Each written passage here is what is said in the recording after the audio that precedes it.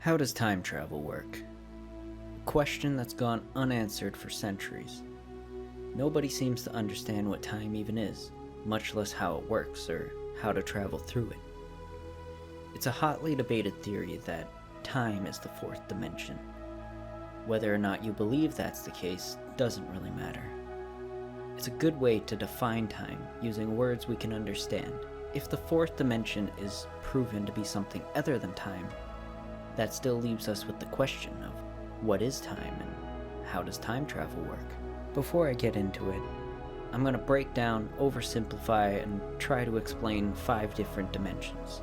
I'd like to clarify that I'm not a scientist or a professional of any kind on this subject. I'm just someone that likes to have an answer for everything, so consider this a theory, especially when I get into things beyond the 3rd dimension. 1D. The first dimension is very straightforward. Imagine a flat line where you can only measure it one way. Something like this line is 5 units long. If you were trapped in 1D, then you'd be a part of that line, and you can move along it, but in no other direction. 2D. The second dimension allows you to make 2 measurements. Think of it as a completely flat picture frame on a wall. You can measure how long the frame is and how tall the frame is. If you were trapped in 2D space, you'd be like a magnet on a fridge. You could move in 4 directions, but not forward and back because the concept just doesn't exist to you and you can't even begin to imagine it. 3D. The 3rd dimension includes the 2 previous ones, only now there's depth. This allows you to make 3 different measurements. Just imagine the picture frame you're trapped in now has another picture frame below it of the same size. This would allow you to measure how long the frame is and how tall it is, but also how far the edge of the bottom frame goes. Being trapped in 3D is like being trapped in a cube. That allows you to move freely in 6 directions: left, right, up, down, forward, and back. We live in a 3-dimensional world, so this should be the easiest one to wrap your head around. 4D. The 4th dimension is where things start to get a little bit weird. The idea is simple. 4D would allow you to make 4 measurements. We say the 4th dimension is time because that's something we can already sort of measure. If you want to meet with someone, you'd give them a location in 3D space, which has 3 measurements of the previous dimensions, but also time, which is a 4th measurement. The only reason this is not completely accepted is because we don't know what time is exactly, and the idea of a 4th dimension is sort of hard to imagine. When you look at your watch, you're looking at a man-made calculation that's pretty much based on where the planet is in 3-dimensional space. That being said, assuming the 4th measurement is time, if you were trapped in 4-dimensional space, you'd be able to move forwards and backwards through time as easily as you can walk forwards and backwards in 3-dimensional space. 5D. So, if the 4th dimension is time, and its measurement is forwards and backwards in time, then the 5th dimension, which requires 5 measurements, then its measurement would be sideways through time. So if you were in 5th dimensional space, you would be able to move left, right, up, down, forwards and backwards through time, and sideways through time, like to other timelines. All of this would feel as natural to you as moving in 3-dimensional space. Let's focus on the 4th dimension, moving forwards and backwards in time. How would someone do this? What if you go back in time and try to give yourself a high five? Some people would say that it's impossible because it'd create a paradox and break time because you never actually high-fived your future self in the past. Otherwise, I think you'd remember meeting your future self and getting a high five from him. If you decided to kill yourself in the past, would you start disappearing since you could never exist if you died in the past? But if you died in the past, how could you have gone back to take your life? It just doesn't make sense. So let's think about it for a second.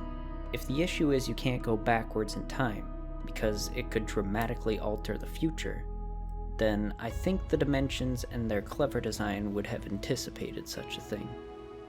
Reality isn't a video game. You can't just use wall hacks to break through the 4th dimension barrier and completely destroy time. The universe wasn't made by an indie developer, it would expect these things. If you built a time machine right now and decided to go back to the 1800s, what would happen? The truth is, nothing would happen. Nothing would happen because you're not traveling to your 1800, the ones you've read about in the history books. You'd instead be traveling through the fifth dimension.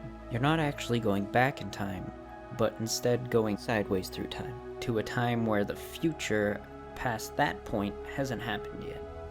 So you are going back to the 1800, but in a time where the future is unwritten. Here's another example. Let's say you go back in time and you decide you're going to take out baby Hitler, then go forward in time to see what's changed. You'd go back to the future and see the changes, but it wouldn't be your future. It'd be a future in which baby Hitler was killed. Well, what if you don't like what you see and you want to go back to stop that from happening? So you take your time machine and you go back to the point where you took out baby Hitler, and you decide you're going to wait for yourself to show up so you can tell that asshole to get out of there. If you did that, then other you would probably never show up, because the time when you showed up to kill him isn't the same time you went back to. It's another completely different timeline where everything that happened in the future hasn't happened yet, and the timeline where you did kill him is already written. There's no changing it because you can't go back and change the past because the intelligent design of the universe just wouldn't let you. The act of going back in time creates a new timeline in which anything is possible solely because of the fact that you and your time machine are going to a place where you didn't exist in the first place. Okay, so you can't change the past, but what if you go backwards in time by just a couple minutes or a few weeks where you did exist? You go back by 2 weeks and decide to meet yourself. What then? There's two of you existing at one point in time. What happens? Well, the answer is pretty simple. Nothing would happen, because you're not you. You're a version of yourself from a different timeline in which you've already gone back. To put it simply, you and your past self are basically complete twins. Both of you are a carbon copy of each other, but you both have your own experiences and opinions. You're the same in looks, and maybe even in personality, but you're different people. That's essentially what going back and meeting yourself would be like. No paradox, no collapse of the dimensions or end of the universe, nothing crazy like that. Alright, let's say you use your newfound power to go back in time and you collect like 15 versions of yourself. Now what happens if you go into the future with your 15 selves? Well, you'd be going to the future of whatever timeline you're in, because the future is always unwritten. But what if you want to undo and go back to the place you started, back to your timeline, at the exact moment you left? Well, that's tricky. It's easy to go forward in time because we're all moving forward in time, and going back in time forces you to a timeline that's unwritten. But to return to the previous timeline, back to where you started, the clever design of the universe just wouldn't let you do it because your time was moving forward while you were traveling to other timelines. What you can do is go back in time to the point the universe is created. This would create a timeline where nothing has happened yet. From there, you could go forward in time to the place you started, but not everything will be exactly the same unless everything made those same choices and everything happened exactly the way it happened in your timeline, which, considering there's infinite timelines, this is very unlikely. It's a gamble every time you try because the future is always unwritten when you go back, and choice is what decides how that universe will pan out. So no matter where you are or whatever timeline you choose to go forward in, there's no way that every single thing will be the same. Maybe Hitler won the war in that timeline. Maybe your parents died before you, so another you wouldn't exist, and someone else got to use the time machine. Maybe the dinosaurs weren't killed off and they evolved to be the dominant, intelligent life.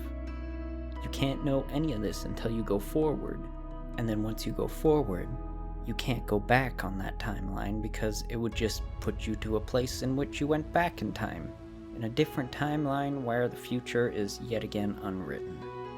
So, if you were to go back in time, you'd have to accept that you're never getting back to your timeline.